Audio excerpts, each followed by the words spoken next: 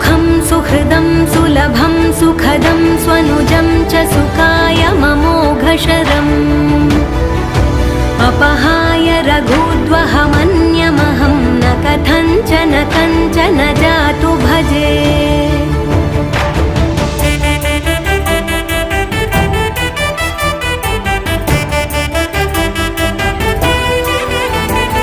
विना वेङ्कटेशं ननाथो ननाथः सदा वेङ्कटेशं स्मरामि स्मरामि।